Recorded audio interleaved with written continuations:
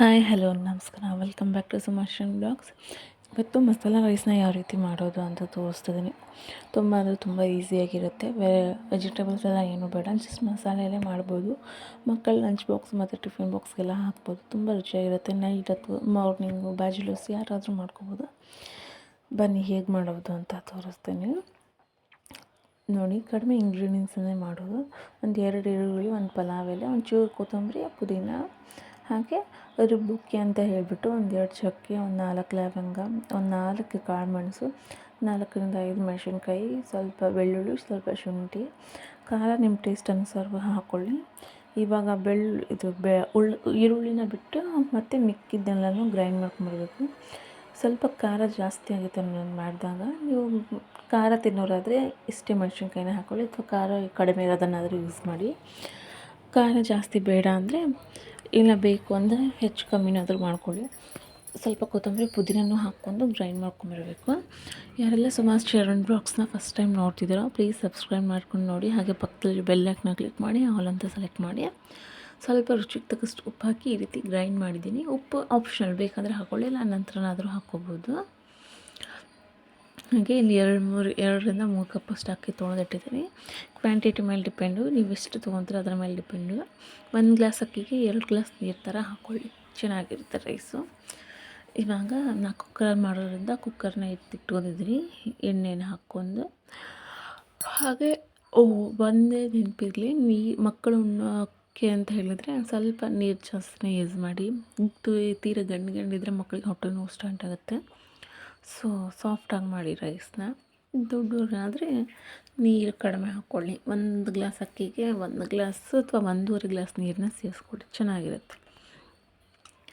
ಇವಾಗ ಎಣ್ಣೆ ಕಾದ ನಂತರ ಪಲಾವ್ ಎಲೆ ಮತ್ತು ಈರುಳ್ಳಿನ ಹಾಕಿ ಚೆನ್ನಾಗಿ ಬಾಡಿಸ್ಕೋಬೇಕು. ಇಷ್ಟೇ ಇಂಗ್ರೀಡಿಯೆಂಟ್ಸು, ಮತ್ತೇನೋ ಬೇಡ. ಇದ್ರ ಜೊತೆ ಕೊಬ್ಬರಿ ಸಾರು ಅಥವಾ ಕುರ್ಮ ಸಾರು ಇರುತ್ತಲ್ವ, ಸೊ ಅದಾದರೆ ಕಾಂಬಿನೇಷನ್ ತುಂಬ ಸಖತ್ತಾಗಿರುತ್ತೆ. ನಾನು ಸಂಡೇ ಮಾಡಿರೋ ರೆಸಿಪಿ ಇದು. ಇದ್ರ ಜೊತೆ ಮಟನ್ ಗ್ರೇವಿ ಮಾಡಿದ್ವಿ ನಾವು, ಚೆನ್ನಾಗಿತ್ತು. ಮಟನ್ ಕೈಮದ್ದು ಗ್ರೇವಿ ಇರುತ್ತಲ್ವ, ಸೊ ಆ ರೀತಿಯಾಗಿ ಮಾಡ್ಕೊಂಡಿದ್ದೆ. ತುಂಬ ಅಂದರೆ ತುಂಬ ರುಚಿಯಾಗಿತ್ತು. ಚೂರೇ ಉಪ್ಪು ಕಮ್ಮಿ ಆಗಿತ್ತು, ಬಿಟ್ಟರೆ ಎಲ್ಲ ನೀಟಾಗಿತ್ತು. ಖಾರನೂ ಸ್ವಲ್ಪ ಜಾಸ್ತಿ ಇತ್ತು.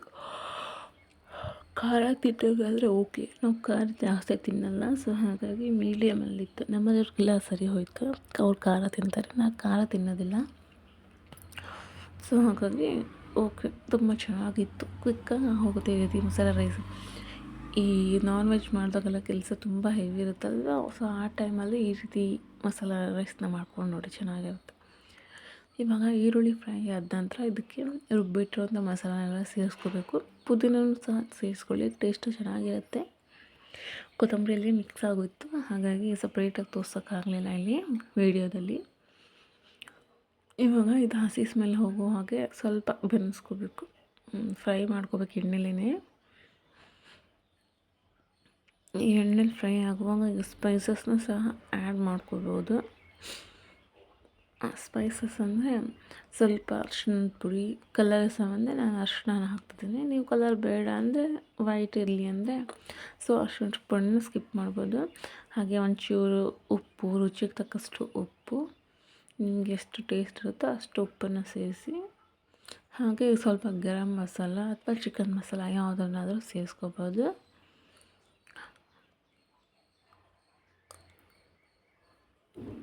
ಖಾರ ಹಾಕಿರ್ತೀವಲ್ವ, ಸೊ ಹಾಗಾಗಿ ಮತ್ತೆ ಮೇಲೆ ಖಾರ ಹಾಕೋ ಅವಶ್ಯಕತೆ ಇರೋಲ್ಲ.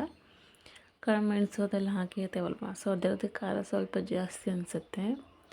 ಖಾರ ನೋಡ್ಕೊಂಡು ಹಾಕ್ಕೊಳ್ಳಿ. ಸೊ ಸ್ಪೈಸಸ್ನೆಲ್ಲ ಹಾಕಿದ ನಂತರ ಮತ್ತೊಂದು ಸಲ ಮಿಕ್ಸ್ ಕೊಟ್ಟು ಇವಾಗ ನೀರನ್ನ ಹಾಕಿ, ಫಸ್ಟೇ ನೀರು ಕಾಯಿಸಿಟ್ಕೋದಾದರೆ ಇಟ್ಕೋಬೋದು. ನಾನು ಕಾಯಿಸಿಡೋಕೆ ನೆನಪು ಹಾರಿದ್ದೆ, ಸೊ ಹಾಗಾಗಿ ಡೈರೆಕ್ಟಲ್ಲಿ ನೀರು ಹಾಕ್ತಿದ್ದೀನಿ. ಇವಾಗ ಈ ಗ್ಲಾಸಿಂದ ಅಕ್ಕಿ ತೊಗೊಂಡಿದ್ದೆ, ಸೊ ಆ ಗ್ಲಾಸಷ್ಟು ನೀರು ಹಾಕ್ತಿದ್ದೀನಿ. ನೀವು ಎಷ್ಟು ತೊಗೊಂಡಿರ್ತೀರೋ ಅದ್ರ ಮೇಲೆ ಡಿಪೆಂಡ್ ನೀರು.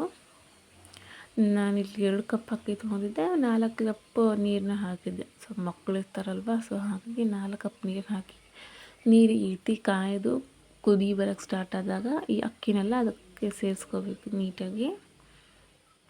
ಇಲ್ಲಿ ಲೆಮನ್ನ ಇವಾಗಲಾದರೂ ಹಾಕ್ಕೋಬೋದು ಅಥವಾ ಲಾಸ್ಟಲ್ಲಾದರೂ ಹಾಕ್ಕೋಬೋದು. ಲಾಸ್ಟಲ್ಲಿ ಅಂದರೆ ಊಟ ಮಾಡುವಾಗಾದರೂ ಹಾಕ್ಕೋಬೋದು. ಇಲ್ಲಪ್ಪ ಬೇಡ ಇವಾಗಲೇ ಹಾಕ್ತೀನಿ ಅಂದರೆ ಸೊ ನೀವು ಹಾಗೂ ಮಾಡ್ಬೋದು. ನಾವು ಊಟ ಮಾಡುವಾಗಲೇ ಯೂಸ್ ಮಾಡೋದು. ಸೊ ಇದನ್ನೆಲ್ಲ ಹಾಕಿದ ನಂತರ ಒಂಚೂರು ಮೇಲ್ಗಡೆ ಕೊತ್ತಂಬರಿನ ಗಾರ್ನಿಷ್ ಮಾಡಿ ಒಂದು 3 ವಿಸಿಲ್ ತೆಗಿತೀನಿ. 3 ಅಥವಾ 2 ವಿಸಿಲ್ ತಗೊಳ್ಳಿ, ಚೆನ್ನಾಗಿರುತ್ತೆ. ಅದೇ ಬ್ಯಾಚುಲರ್ಸ್ ಆದರೆ, ಮಕ್ಕಳು ಇಲ್ಲದೇ ಇರೋರಾದರೆ 2 ವಿಸಿಲ್ಗಾದರೆ ಓಕೆ. ತುಂಬ ಚಿಕ್ಕ ಮಕ್ಕಳಿದ್ದಾರೆ ಅಂದರೆ 3 ವಿಸಿಲ್ ತೆಗೀರಿ, ತುಂಬ ಚೆನ್ನಾಗಿ ಬರುತ್ತೆ. ತುಂಬ ಅಂದರೆ ತುಂಬ ರುಚಿಯಾಗಿರುತ್ತೆ. ನೋಡಿ ಇವಾಗ 3 ವಿಸಿಲ್ ಬಂದಿದೆ, ಸರ್ವ್ ಮಾಡ್ತಿದ್ದೀನಿ. ತುಂಬ ರುಚಿಯಾಗಿತ್ತು. ಯಾರೆಲ್ಲ ಸುಮಾಶರಣ್ ಬ್ಲಾಗ್ಸ್ನ ಫಸ್ಟ್ ಟೈಮ್ ನೋಡ್ತಿದ್ದಾರೆ ಪ್ಲೀಸ್ ಸಬ್ಸ್ಕ್ರೈಬ್ ನೋಡ್ಕೊಳ್ಳಿ. ಹಾಗೆ ಪಕ್ಕದಲ್ಲಿರೋ ಬೆಲ್ಲೈಕನ್ನ ಕ್ಲಿಕ್ ಮಾಡಿ ಆಲ್ ಅಂತ ಸೆಲೆಕ್ಟ್ ಮಾಡ್ಕೊಳ್ಳಿ. ವಿಡಿಯೋ ಇಷ್ಟ ಆದರೆ ಕಮೆಂಟ್ ಬಾಕ್ಸಲ್ಲಿ ತಿಳಿಸಿ. ವಿಡಿಯೋ ಫ್ರೆಂಡ್ಸ್ ಆ್ಯಂಡ್ ಫ್ಯಾಮಿಲಿ ಜೊತೆ ಶೇರ್ ಮಾಡಿ. Thanks for watching my videos. Bye all.